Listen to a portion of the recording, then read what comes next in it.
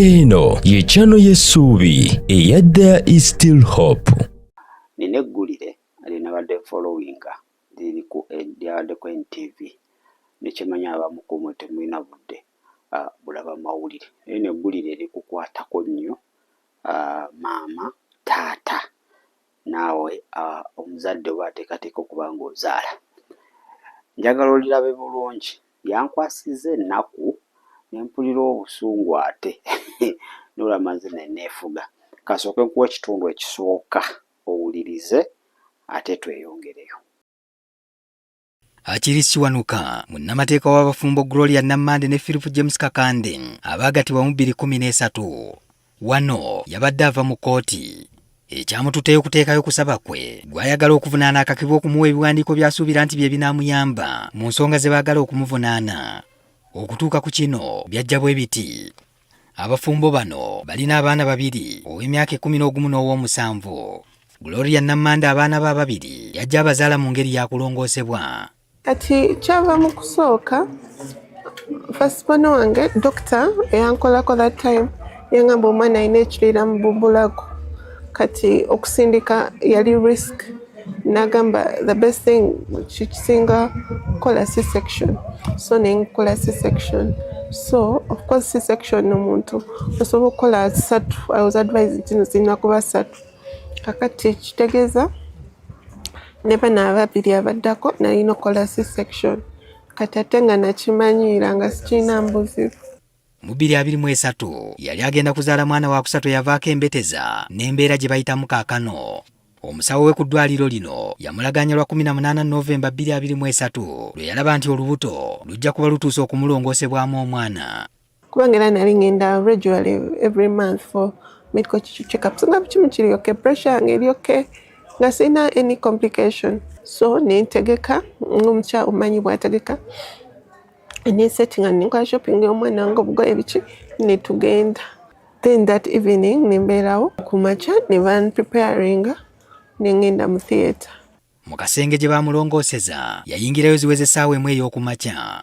Nammande agamba emabega yonna yazaalanga tebamusirisizza oba okumukuba eddagala erimu ebasa. Bwe natuuka mu theatre ne batandika okunsala all of a sudden omutwe ne gunnuma nnyo ene ngamba dokita nti ene ng'omutwe gunnuma nga tebaayite bannamala kukola kikusala kati bwe nabagamba nti omutwe gunnuma I think a few moments after saddamu kumanya ki ekyaliwo.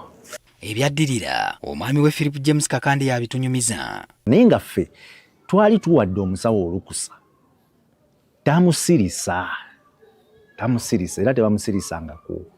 Essaawa ziba zigoba mu 5 omwami yali alindiridde ezzadde nti omusawo n'amuyita. Ne banga jangu ku Nassale olaba omwana ne mbagamba ye ate lwaki normally mwana mumutuwa ku ward ne bagamba omusawo bakuyita ku ward. Bwe nagendayo nensanga omusawo yali amukozeeko nensanga n'omwana ng'alya ne mubuuza nti kati bigenze bitya nanga omwana wuuno mulabe ne muba naye ate leero ng'omuleese wa nangamba nti mujjeyo ng'omutima gukuba ku speed naye ne ngamba nti okwekengera ekintu kyonna katumuleete wano akakane era omulaba bwe yali bulungi consent kale. Kakande agamba yabuuza omusawo Nakawere bw'ali kyokka bye yamugamba nti byatandikirawo okumutunduzza omutima. Omusawo oyo n'angamba tufunyemu obuzibu nga tumusannyalaza. Consent kikyotegeeza nti bwe twamukubye empisa yasoose n'atugamba nti omutwe gumuluma. Neneeraliikirira n'andaba nanga ate weeraliikirira. Consent kati ekyo bwe kyabaddeyo wakuwazizzaako ki? N'angamba twakoze GA ne mugamba kiki kyotegeeza n'angamba general anesthesia ate nga nze nkimanyi kitegeeza kwebasa. Nga mwambagambye we converting from spinal the half anesthesia to the general anesthesia kakati then blacking out. I think that was the last moment when damu okutegeera. Omukyala yatandika okulongoosebwa ku ssaawa emu ey'okumakya. Kakande ayitibwa okulaba omwana ku ssaawa 5 kyokka omusawo n'akamutema nti wakukandaaliriramu okulaba ku Nakawere. Naye nangamba teweeraliikirira wajja kuyitawo essaawa nga 3 bamuleete ne mbuuza lwaki kubanga tetumwebasangako. Essaawa ze baasuubiza Kakande zaggwako n'atuuka ekiseera nga buli ddakiika eyitawo yeeyongera kutya. Nze bwe nabala essaawa esatu ze yaŋŋamba ssaawa 6, 7, 8 ne ziba ssaawa 8 ne ntandika okubabuuza aliwa mwaŋŋambye mumuleeta nga tebanziramu ne baŋŋamba alindako kolotya ne ziwera 8, 9, 10 ne mpita aba family ne mbagamba musooke mujje kati twagenda okulanga kikoze eki obudde bugenda okuddamu okulaba omukyala nti zaali ziweze 12 ez'olweggulo. Twamusanga ng'ali mu luumu nga yenna takyafaananika bo bagamba nti yali mu kye bayita recovery room naye ffe twamusanga yalinga waadi erimu kateni nga taliiko kyuma kyonna naye nga yenna azimbye. Oluvannyuma lw'okumulaba era bamuwa eddakiika endala agira alinda, Kakande agenda okuddamu okuyitibwa abasawo ng'omukyala ataawa. This time ne bantwala mu ICU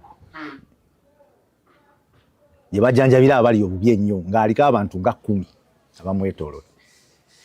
Ne mbabuuza kyekigenda mu maaso. Yatandika okwogerezeganya n'omu ku basawo abaaliwo, kyokka Mbunge yamulongoosa ku makya talabikako.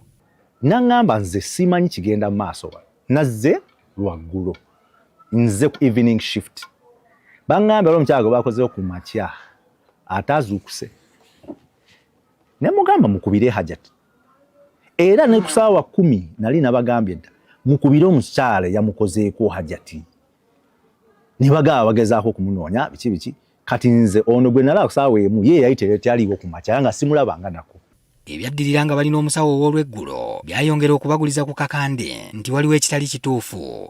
Kakande agamba nti omusawo ono yabiteeka ne mu alipoota gye yakola. Era mu lipooti njirina wano oyo gwe nkugambye yajja ku ssaawa 12 ye wano era awandiika agamba nze nabadde mmanyi nti omukyala ono bamukoze ku ssaawa 12 ez'olweggulo nga ye agamba mukyala yakoleddwa C-section bamusesa ssaawa 12 naye mujjukire embaga ye bamusala ku makya naye zageza okwera ssaawa emu ng'akyebase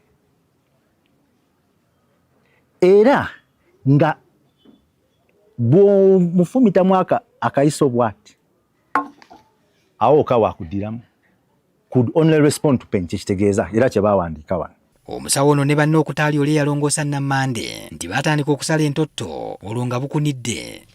N'aŋŋamba simanyi kituuse ku mukyalo ono naye naakajja naye mbadde nkusaba tuwe olukusa tunoonyereze ne bansaba testing 30 zonna nenzikola ki nenzikiriza. Tizaali zigoba mu nnyezi ekiro abasawo ne bamulambululira bye baali bazudde. Omukyala omusaayi gwamugenze ku mutwe kaawo nentegeera nti obedda bano balabika balimba ku ne mbabuuza nti mukitegedde ssaawa mmeka nti akakati obulamu bwe buli mu katyabaga tugenda kuyita omusawo owa mutwe ajje kati atubuulire ekikola ki kiddako.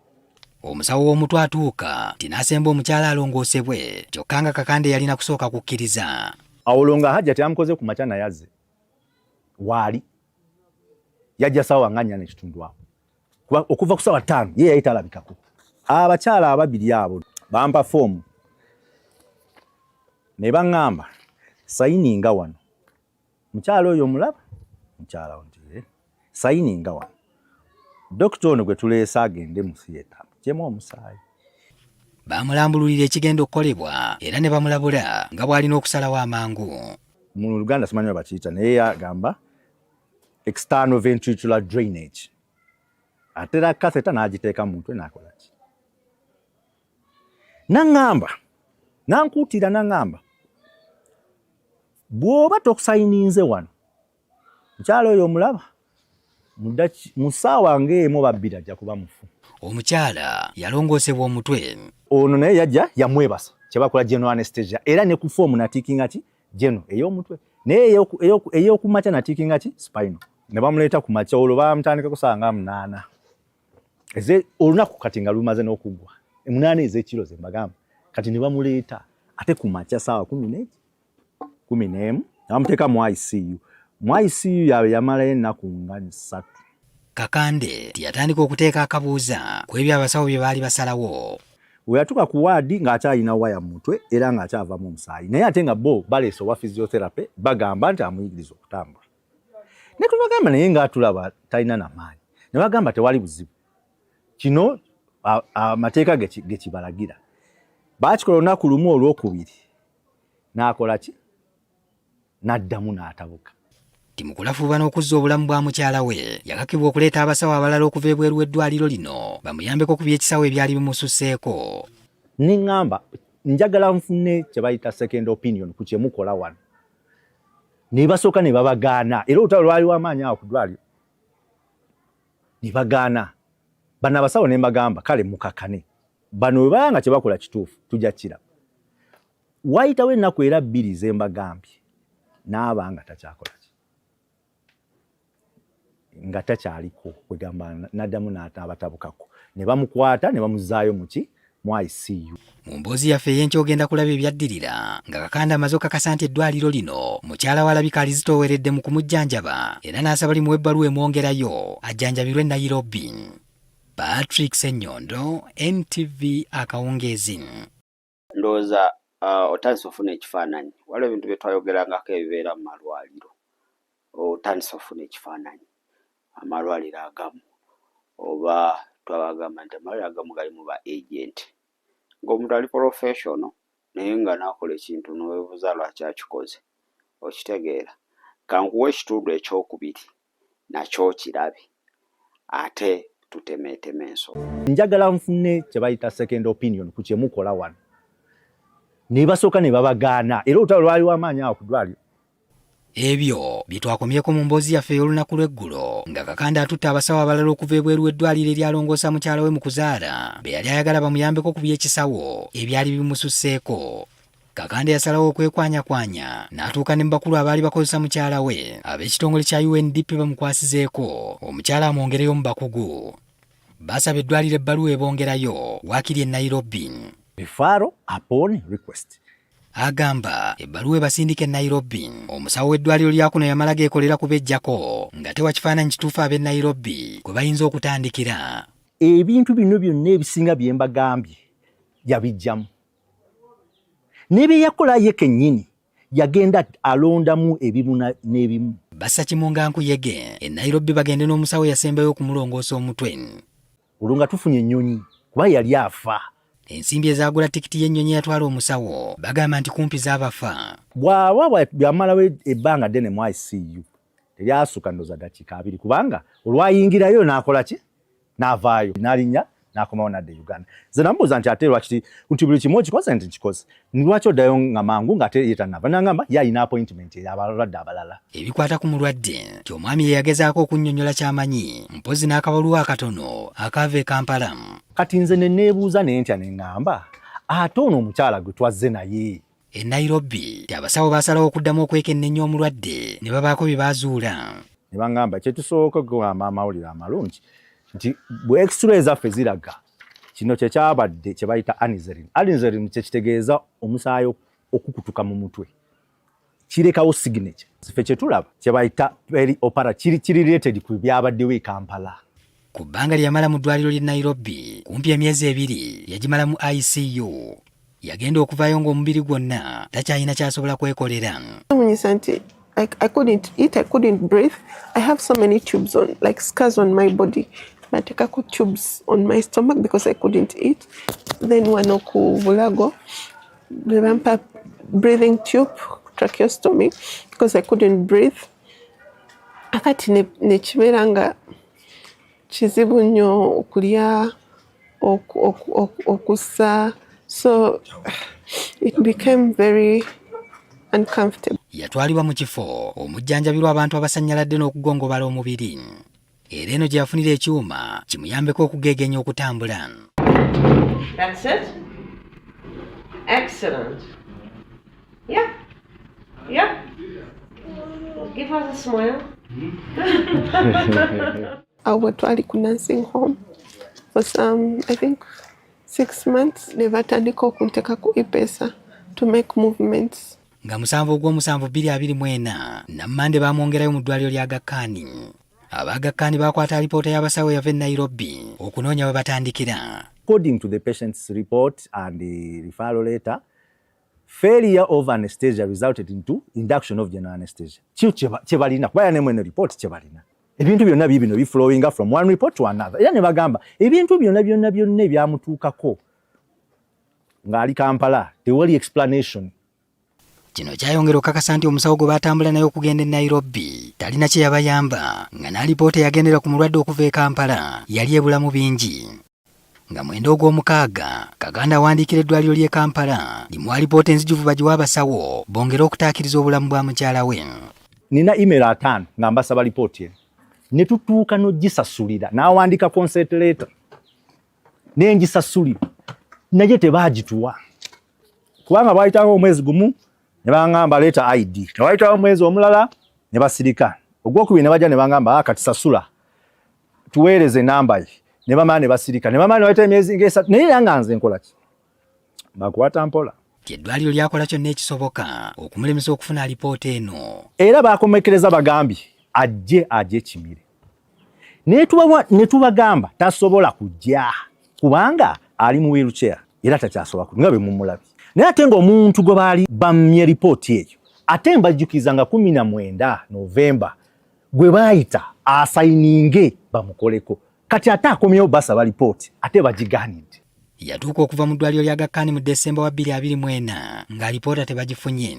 Osanga singa atambula naye because waaliwo information gap eyo nga bwe mbagambye era nabo bakiwandiika balwana nnyo mutaasa.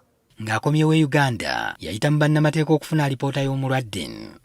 Kati balooya bano ne bawandiikira eddwaliro ne baligamba mulwetuwe lipooti ye era ne medical council ne bagiwaako kopi. Medical council we yafuna ebbaluwa eyo newandiikira eddwaliro naye bagamba tubawadde ennaku 14 nga mutuwadde lipooti y'omukyalo naye bimukwatako byonna.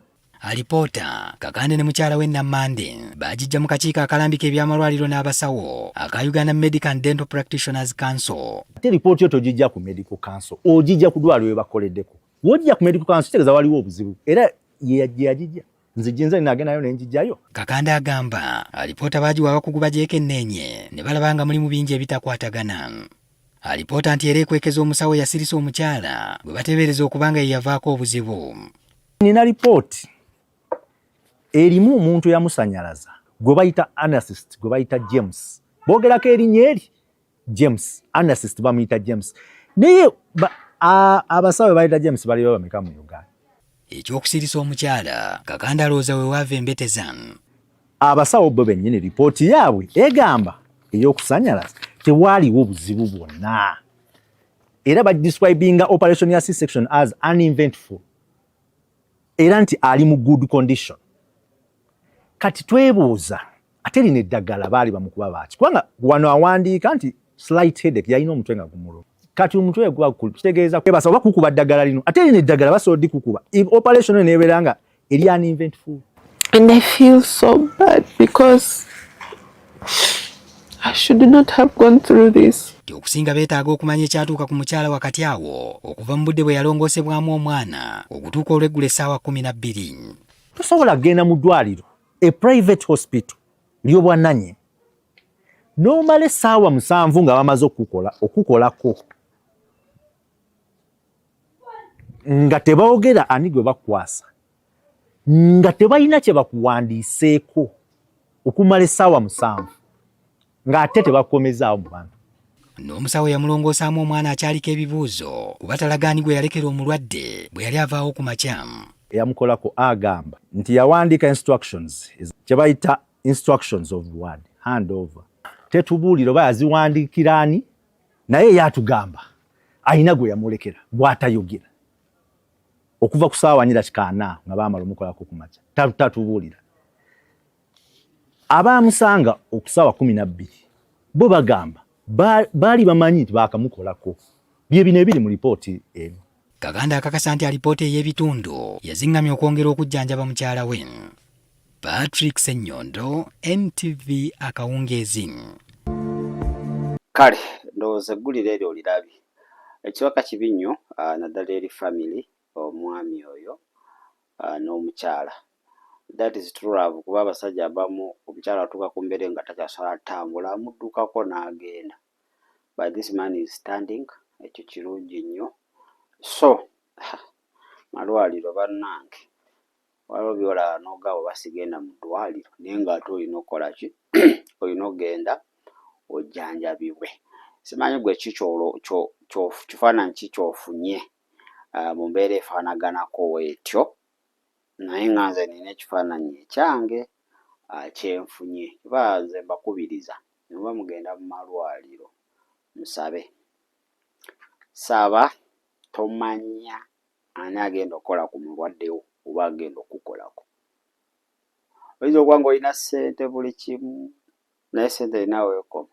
Waliwo omusajja omanyi ssente z'ayonoonye oba ze yakwonoonera ku mukyala we. So osobola okgenda mu ddwaliro naye nga eddwaliro lirimu beejenti. Okitegeera? So ejenti aba ku mission ye. Ate amalwaliro amalala galimu bano ba intern. Abasawo be bawa mukole kino mukole kino, ne bakuyigirako n'asooka bakolerako ensobi ez'amaanyi naye nga balina okubeera ne basupervise. Naye kyemanyi, this is a private hospital. This is a private hospital. Tasobola kuwa such case intern nga tekuli supervisor. Kitegeeza yakola that gundi operation eyo yali mukugu, yali amanyi kyakola. Naye waliwo ekitatambula bulungi, omusajja naye kyeyeebuuza kiki ate baakimukweka. Singa baali balambulukufu, ndowooza omukyalo yagenda e Nairobi yali badde atereera, naye baakweka ensonga. Mukyala wuuyo bamina okutambula takyasobola. Nawulidde ennaku nga ndaba eggulire eryo eŋŋamba what's this? Sawo bano kiki kola kigenderedde oba bakumishoni zo kiki? Mwana wa munno kintu tokisobola oba tugeze tosobola keesi ekususseeko. Why don't you refer the person? Tumulifaalinge. Manyi amalwaliro agamu tegagala fiirwa ka ssente nekyatasobola. Nina gundi eyo Jinja eyo wakati lyasenguka nawo. Oli guy newojja nga oyagala kukola kiri nga takisobola, gamba kisobola. Owa CScan amusobola, owa bagiyita MRS whatever, buli kimu akulaga naye nga mu ddwaliro lye temuli n'ekyuma. Akuula amannyo, azaalisa ogwo. Atokali namugamba naye gwe ojja kutta abantu b'abandi muwa. Okulaba dokita ng'akola buli kimu. Oba dokita abako nekyakuuseemu naye gw'ozaalisa okuula amannyo, gwali mu laabu, gwe physician. Agamba ono baaba ajja bamalawo bumazi. Tosobola kukola buli kimu gw'omu.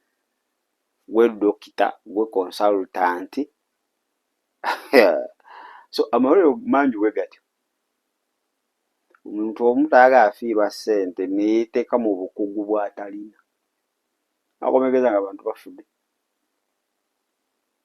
Naye tutunulira in the spiritual way. Abagamba amalwaliro agamu mulimu beejenti bakanywa omusaayi. Osobola otega nti sister kati future yiyo baagikonya. Future yiyo baagikonya. Imagine. So muganda wange, ggulire eryo ndireese obeemu ky'oyigamu. Wabeewo ky'oyigamu. Nti gwe tolowooza nti oba oyina ssente kiwedde, tuula, ssente zijja kukola buli kimu. Waliwo weetaaga essaala. Nga ssente zo zennyini ate ze zigenda okukutuusa ku muntu agenda okuba ng'ate ayonoona future yo. It's so bad. So bad. Omwami obulumi bw'ayita mu ssaawa zino family. N'omukyala bambi embeera gy'ayitamu gye yali teyeetegekedde. Ate n'eddwaliro okuba nga lirina bye byakweka oba lyakweka ki ffenna tetumanyi. So kibi nnyo. Kibi nnyo eri famire eyo n'omwami oyo. Naye ndowooza eggulire eryo olina ky'okoze ky'oyizeemu. Agambye nti mu kusooka yatiikinga nti basannyalaze awo webagenda okulongoosa si kumwebasiza ddala omuntu alonze kino ate gwe dokita n'okola kiri nga tomwebuuzizzaako tola nti wabaawo ensonga. Muntu nnyini muntu agambye temumwebasa just musannyalazeeko paati kubanga omumwebasa ayinza okugenderayo gwe mwenyina n'okiraba bulungi nnyo oli kyalonze gwe n'okola ekikyo tongamba nti oba waaliwo ensonga lwaki oba wakikola. Kale njagala mpe endowoozaayo kuggulira eryo manya abamu temulaba amawulire ne waliwo eggulire ze sisubwa amawulire era nawe gaba gampiseeko ngenda nenganoonya nengalaba kuba mulimu ebintu ebyokuyiga bingi by the way. Manyi sitaani yasirwaza abantu mbw amawulire ga sitaani TV ya sitaani gwegikozesezza bubi kitegeera.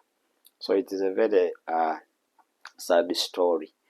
Naye Yesu muwa obulamu bwo eka yasobola okuyamba n'okutaasa mu mikono gy'abantu abayinza okuba nga bafaanaganako we batya abagala okutuusa ku mbeera etali nnungi. Gamba Yesu nkwebaza olwaleero sikiriza okuwa obulamu bwange beera omulokozi era mukama waabwe onsasira obutali butuukirivu bwange onaze n'omusaayi gw'ontukuze okuyita mu Kristo Yesu omwana wa Katonda omulamu. Amiina era amiina. Kale bamama bonna abali embuto tubanyika mu ndagaano y'omusaayi gwa Yesu Kristo omwana wa Katonda omulamu. Teri kabi konna kagenda batuukako nga bagenze okuzaala. Zonna enteekateeka za sitaani zaalina zaategese tezigenda kuba nga ziraba mukisa. Bajja kuvaayo nga bawanguzi n'okukirawo okuyita mu Kristo Yesu omwana wa Katonda omulamu. Amiina. Ndowooza kaneetoloddemu katono leero tulina bingi ebyokwogerako. Makya malungi. Weebale kulaba There is Still Hope. Okumanya ebisingawo tukubire ku 0752 34 14 47 oba ku 0761 08 83 15. Osobola n'otufuna ku email eyatishitv74@gmail.com. Eno ye There is Still Hope, channel y'essuubi.